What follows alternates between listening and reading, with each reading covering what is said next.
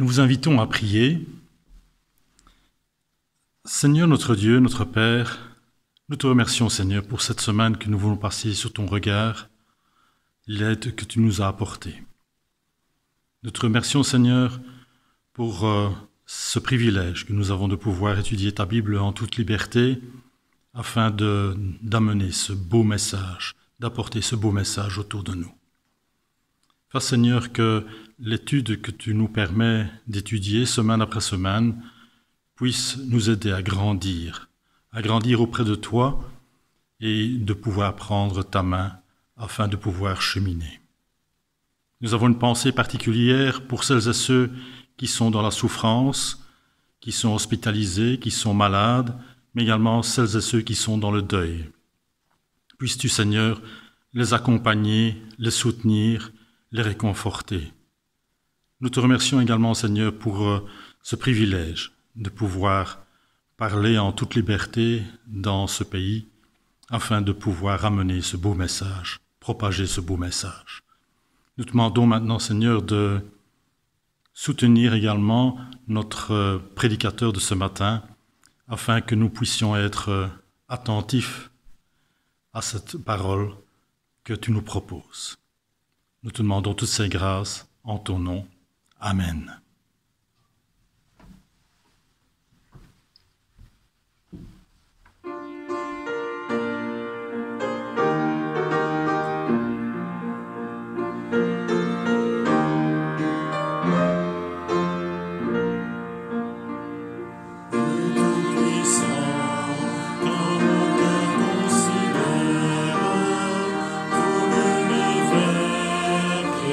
Par ton pouvoir,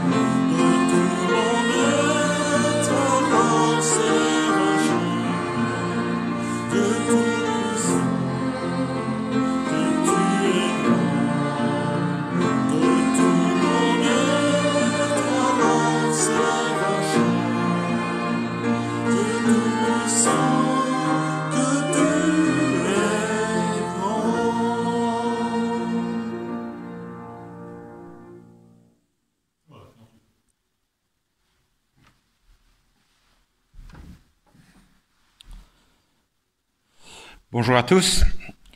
J'aimerais partager avec vous une réflexion sur l'espérance. Et j'ai pris comme base un texte qui se trouve dans Jérémie, chapitre 29, au verset 11. Jérémie 29, verset 11. En effet, moi, je connais les projets que je forme pour vous, déclare l'Éternel, projets de paix et non de malheur, afin de vous donner un avenir plein d'espérance. Oui, j'aimerais parler d'espérance. Espérer, c'est avoir confiance en l'avenir. Espérer pour un chrétien, c'est croire à un avenir aux couleurs de Dieu. L'espérance chrétienne repose sur la foi en Dieu et sur la foi en ses promesses. Et l'espérance est un besoin fondamental. D'ailleurs, l'espérance, le thème de l'espérance, va traverser toute la Bible. Aujourd'hui, on espère toute sa vie, parfois pour des choses futiles, parfois pour des choses importantes, parfois pour des choses qui ne dépendent pas de nous. Toute la journée, on espère se lever à l'heure, on espère qu'il y aura du beau temps, on espère qu'il n'y aura pas trop de circulation, on espère ne pas avoir d'accident. Toute sa vie, on espère. On espère réussir ses études, on espère trouver l'âme sœur, on espère trouver du travail, on espère garder ce travail, et quand on arrive à un certain âge, on espère avoir une pension. Et quand on a des enfants ou des petits-enfants, c'est de nouveau la même chose. On espère qu'ils seront en bonne santé, qu'ils réussiront dans leurs études, qu'ils trouveront l'âme sœur, qu'ils pourront s'épanouir dans la vie. À l'Église, on espère aussi. On espère que l'on commencera à l'heure, qu'il y aura du monde, qu'il y aura des visiteurs. On espère que le prédicateur ne sera pas trop long. Mais depuis un an, nous nous mettons à espérer encore bien plus que précédemment. Et j'ai fait un petit relevé des différentes espérances que nous avons depuis février 2020. Depuis l'apparition du coronavirus qui a bien bouleversé nos vies. En février, on s'est mis à espérer que ce virus qu'on entendait parler en Chine ne vienne pas jusque chez nous. Mais il est arrivé chez nous. Alors on s'est mis à espérer d'être épargnés. On s'est mis à espérer que nos proches soient épargnés. On a espéré aussi ne pas être nous-mêmes une source de contagion pour les autres. On a espéré que les spécialistes qui passaient à la télévision sachent de quoi ils parlent. On a même espéré en un fameux médicament miracle. Et puis est venu le premier confinement. Et tout de suite, on a espéré que ça ne durerait pas trop longtemps. On a espéré ne pas perdre trop financièrement. Et après plusieurs semaines, on s'est mis à espérer de revoir ses enfants, ses petits-enfants, les revoir autrement qu'à travers un écran de GSM ou un écran d'ordinateur. On a espéré revoir sa famille. On a espéré pouvoir retourner au magasin. On a espéré même pouvoir se déplacer librement. On a espéré pouvoir rentrer à l'école. On a espéré pouvoir rentrer à l'église. Et puis on a commencé à parler de la deuxième vague. Et là, on s'est mis encore à espérer plus. On a surtout espéré qu'il n'y ait pas de deuxième vague. On a commencé à parler du vaccin, on a mis beaucoup d'espérance dans ce vaccin. On espérait reprendre une vie normale. On espérait que cette crise sanitaire, mais qui est aussi une crise économique, ne viderait pas trop nos poches. Et puis, au mois de juin, on s'est mis à espérer pouvoir partir en vacances. Et pour ceux qui sont partis en vacances, ils se sont mis à espérer pouvoir revenir. Parce qu'on fermait les frontières et on mettait de nouvelles règles. Après la reprise de certaines activités, il a fallu de nouveau reconfiner. On s'est mis à espérer que l'école continue. On s'est mis à espérer que tous les magasins ne ferment pas. On a espéré encore avoir des contacts sociaux autres que par Internet. On a beaucoup espéré dans l'efficacité du masque. Et on est arrivé à l'approche des fêtes de décembre. Saint-Nicolas, Noël, Nouvel An. Et beaucoup ont espéré pouvoir passer des fêtes normales. D'autres ont espéré que les personnes respectent les règles sanitaires. On a espéré revenir à une vie normale. On a espéré reprendre une activité de culte, des activités culturelles, des activités associatives, des activités sportives. Et puis, la troisième vague est apparue et on a espéré l'éviter. Les variants sont arrivés et là aussi, on a espéré l'éviter. Et ainsi de suite, on peut compléter la liste. Mais moi, ce que j'espère aujourd'hui, c'est que mon coiffeur va rouvrir. Depuis, derrière toutes ces espérances, il y a des questions. Il y a l'espoir d'une amélioration par rapport à une situation actuelle. Certaines de ces questions sont existentielles. pour ceux qui ont perdu un proche, pour les jeunes qui peut-être vont perdre une année scolaire,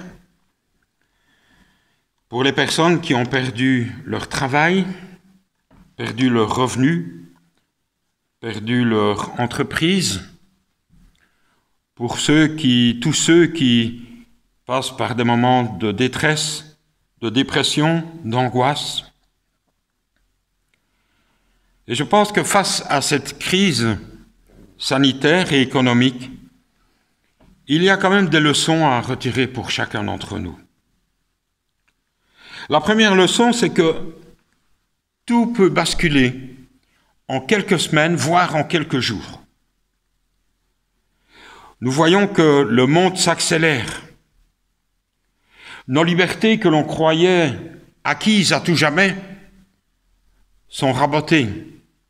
On ne peut plus faire ce qu'on veut. On ne peut plus aller où on veut, comme avant. Et ça m'apprend à pouvoir apprécier ce que nous avons. Souvent, on place beaucoup d'espérance à essayer d'avoir ce que les autres ont. On devrait peut-être passer plus de temps à remercier pour ce que nous avons. On a vu, surtout au début, la solidarité, le soutien, le contact, mais on a vu aussi l'inverse, la désunion. Chaque pays européen, la grande Europe, chaque pays fait comme il veut.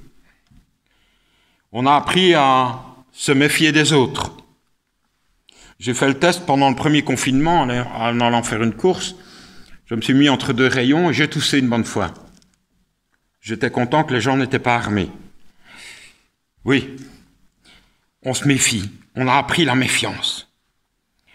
Les priorités ont changé. Si vous vous souvenez, au début du coronavirus en Belgique, le journal parlé ne parlait plus que de ça. Ce qui se passait en Syrie, Moyen-Orient n'avait plus aucune importance. Seul importait ce qui se passait chez nous. Oui, les priorités avaient changé. Et pour le chrétien, une question s'impose.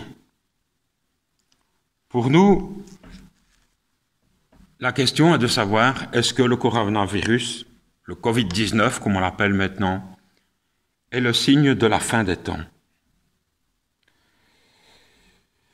Non, personnellement, je ne pense pas que ce soit le dernier signe de la fin des temps, mais c'est certainement un signe de la fin des temps. Oui, l'Apocalypse nous parle de grands animaux un peu étranges, mais on voit qu'ici un minuscule, invisible, a mis le monde et l'économie par terre. Et ça nous rappelle notre besoin d'être prêts pour le retour de notre Seigneur. En tant que chrétiens, nous avons aussi un message à apporter de la part de Dieu. En tant que chrétiens, nous avons une espérance aussi à apporter. La parole de Dieu apporte une espérance, une véritable espérance, utile, fiable, sûre pour celui qui y croit. Et le thème de l'espérance dans la Bible est souvent lié à d'autres thèmes forts, la foi, la bonne nouvelle, au thème du reste, un reste fidèle.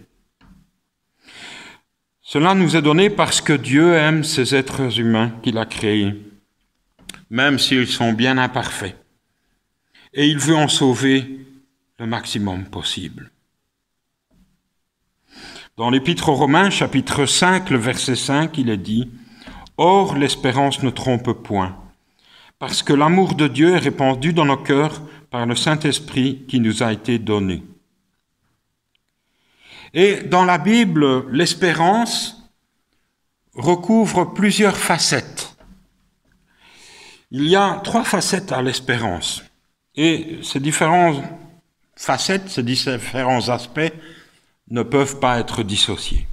Alors le premier, on le trouve dans une toute petite épître à Tite, Tite chapitre 1, le verset 1. Que dit le texte ? Ceux que Dieu a choisis, j'ai été chargé de les amener à la foi et à la pleine connaissance de la vérité qui est conforme à l'ensemble de notre foi, pour qu'ils aient l'espérance de la vie éternelle. Cette vie nous a été promise de toute éternité par le Dieu qui ne ment pas. Une petite histoire vraie. Une dame qui habitait un village est allée faire ses courses au marché. Et là, elle a entendu qu'on parlait d'elle, qu'elle était décédée. Alors, elle était un petit peu sous le choc. Alors, elle n'a plus le courage de continuer, elle est rentrée chez elle et elle a commencé à réfléchir. À réfléchir à ce qu'elle serait devenue si elle était réellement morte. Et puis, elle s'est souvenue que parmi son voisinage, il y avait un pasteur. Alors, elle est allée voir ce pasteur. Et elle lui a posé la question, « Que serais-je devenu si j'étais vraiment passé par la mort ?» Pour la première fois de sa vie, elle pensait à son sort final. Jusque maintenant, elle ne s'en était jamais souciée. Et après la discussion avec le pasteur, elle a compris que, oui, au fond, elle n'avait pas vraiment d'espérance, elle ne croyait pas spécialement en Dieu, et qu'au fond, elle allait vers le néant. Ça a été une prise de conscience pour elle. Beaucoup de gens aujourd'hui n'ont pas d'espérance en Dieu. Et pourtant, de tout temps, l'être humain cherche à prolonger la vie. La médecine cherche à prolonger la vie. Les scientifiques essayent de retarder le vieillissement. Les cosmétiques essayent de camoufler pour donner l'effet jeune.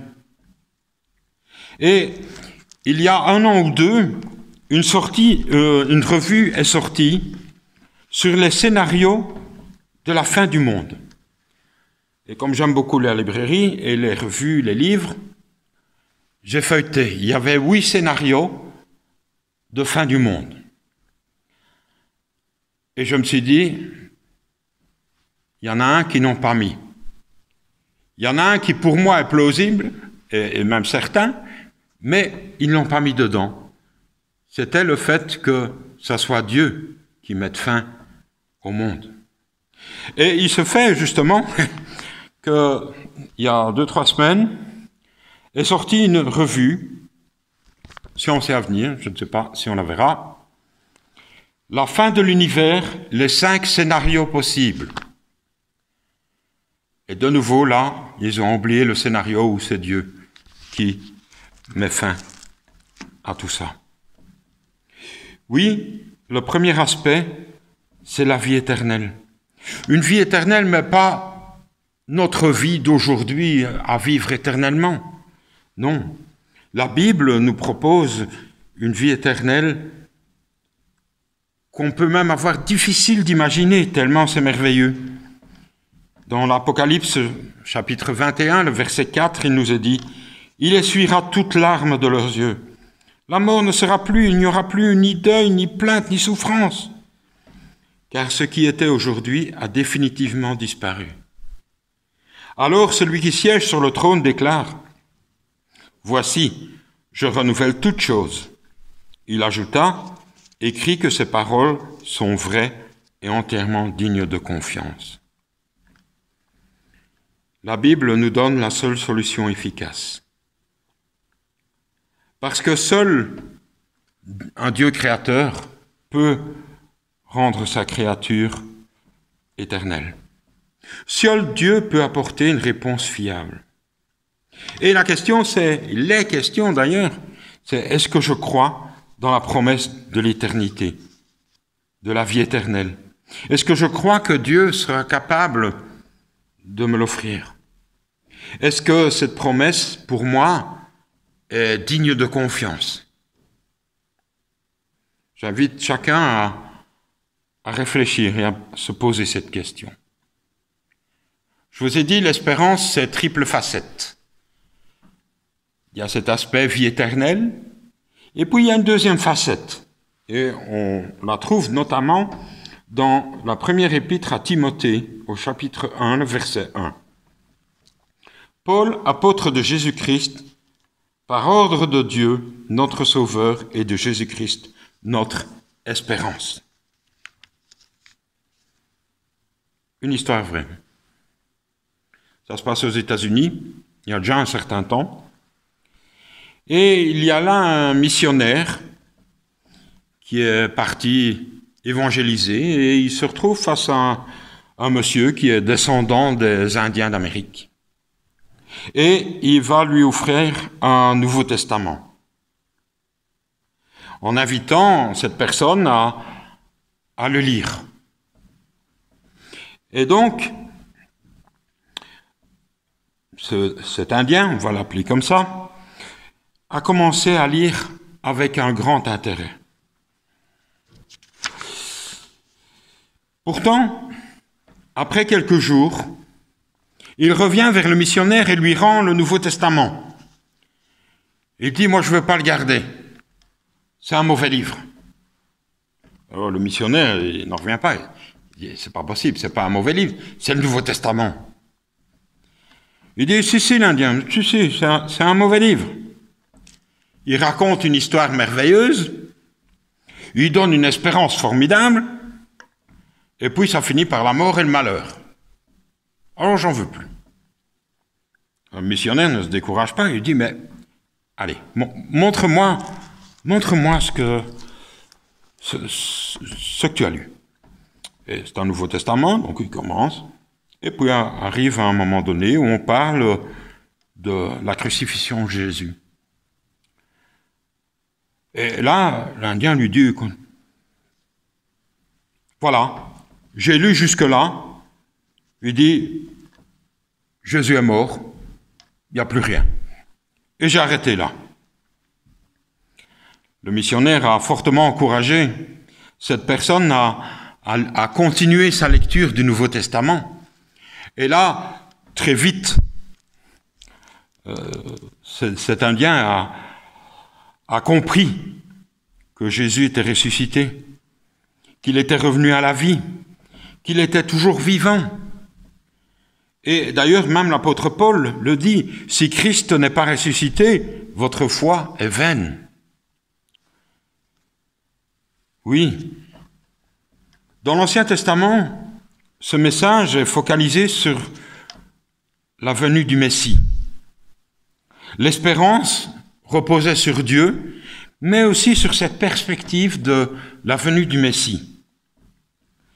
L'étude du livre d'Ésaïe, d'ailleurs, que nous étudions actuellement, nous le montre encore bien plus. Malgré parfois des prophéties dures, difficiles, il y a toujours l'espoir. L'espoir que Dieu offre. Enoch, Noé, Abraham, Jacob, Joseph, Ruth, Esther, la servante de Naaman, Daniel et tous les autres y ont cru fermement. Et le Nouveau Testament nous apporte une dimension encore plus grande. Parce que cette dimension plus grande, c'est que le Messie annoncé par l'Ancien Testament, il est là, en chair et en os. Il est là. Et en plus, il réussit sa mission pour sauver chaque être humain, pour nous sauver chacun d'entre nous.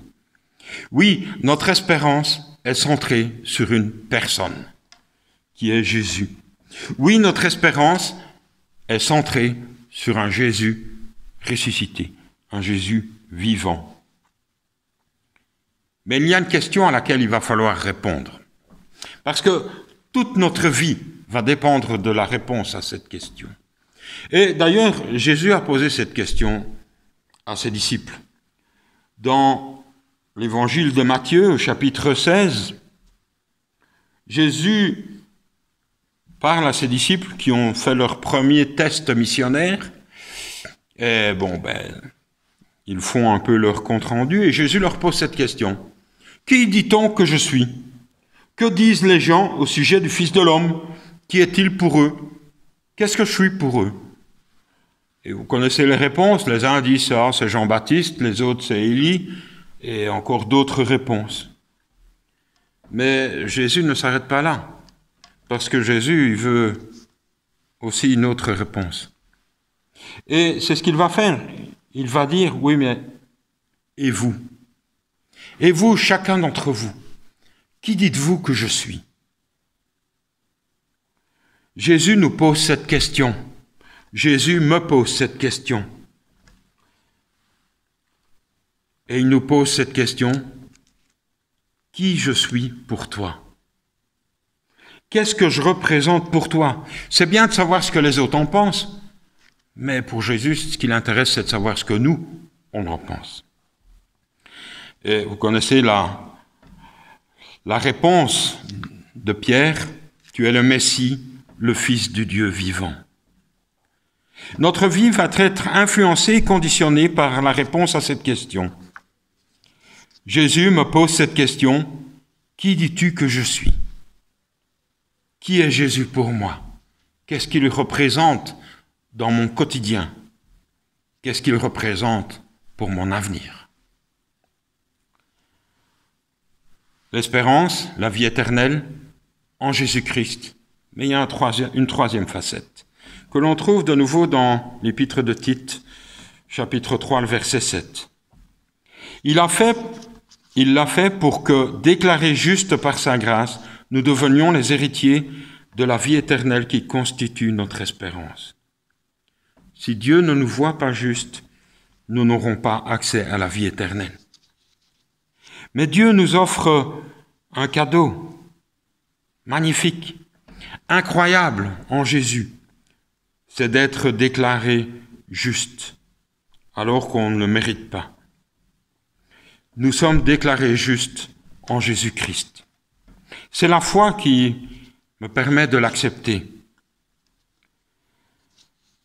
Avons-nous déjà bien pesé ce que Jésus a consenti pour chacun d'entre nous?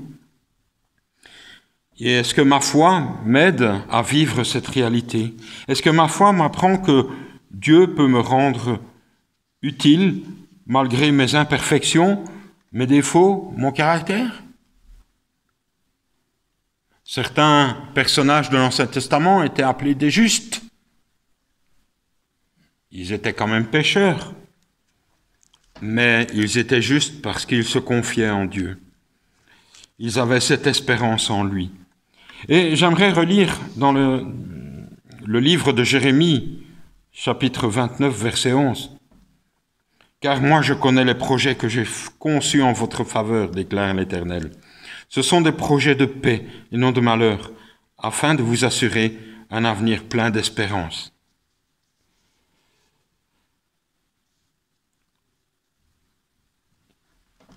Cette vie éternelle, cette espérance en Jésus-Christ, le fait d'être déclaré juste à travers lui, qu'est-ce que ça change dans ma vie de tous les jours? Alors j'ai réfléchi à une profession de foi. Une profession de foi, et j'invite chacun d'entre vous, et je m'invite aussi à analyser ma vie pour voir si je peux réaliser cette profession de foi. Lorsque j'ai confiance en Jésus, lorsque je crois que le bien va triompher, malgré les apparences, lorsque l'amour de Dieu me touche, lorsque Dieu m'appelle à lui, ça me donne envie de m'engager avec lui. Ça me donne envie de grandir à son contact. Lorsque je crois que notre Seigneur est toujours là pour m'aider, lorsque je crois qu'il est présent dans ma vie, lorsque je crois que je peux m'appuyer sur lui, lorsque je crois qu'il m'accorde l'esprit, alors il devient mon guide, il devient mon soutien, il me donne du courage, il me console, il me transforme, il m'accompagne comme un ami et il me sauve. Et ça me donne envie de partager autour de soi, de devenir un témoin. L'espérance change ma vie, Elle me donne envie de devenir serviteur du Seigneur. Elle me donne envie de devenir héritier du royaume de Dieu. L'espérance de l'homme est dans son action, dans sa détermination et dans son projet de vie. Est-ce que l'espérance se voit dans mes motivations? Est-ce que l'espérance se voit dans mes actions? Est-ce que l'espérance se voit dans mon projet de vie? C'est la question que je pose à chacun d'entre nous. L'Épître aux Hébreux, chapitre 10, verset 23, nous dit « Retenons fermement la profession de notre espérance, car celui qui fait la promesse est fiable. » Que le Seigneur vous bénisse abondamment. Amen.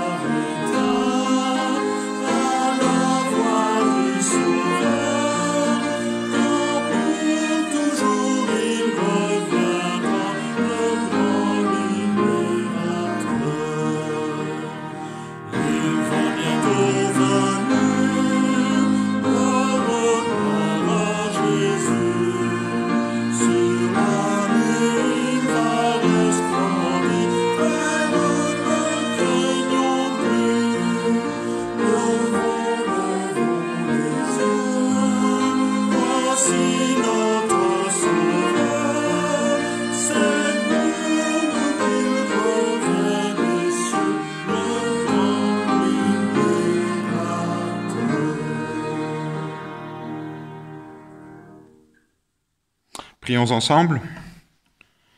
Père Céleste, nous voulons te remercier parce que tu nous rappelles l'espérance que tu as placée dans ta parole. Cette espérance de la vie éternelle en Jésus-Christ, avec ce cadeau formidable que tu nous vois comme juste. Oui, Père Céleste, tu nous offres cette vie éternelle. Nous voulons répondre à cet appel. Nous voulons te remercier pour cet appel, te remercier pour l'espérance que tu places dans nos cœurs. Cette espérance qui nous aide chaque jour à avancer sur la route qui nous conduit vers toi.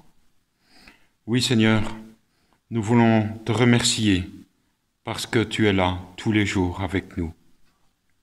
Aide-nous, Seigneur, à toujours nous confier en toi, à garder notre main dans la tienne, afin que tu puisses nous conduire à bon port et que bientôt nous puissions nous retrouver lors de ton retour. Bénis nos familles, bénis cette humanité qui souffre beaucoup, pour l'instant en plus avec la crise du Covid. Oui, Seigneur, nous avons non seulement cette espérance, mais nous voulons aussi partager cette espérance avec d'autres.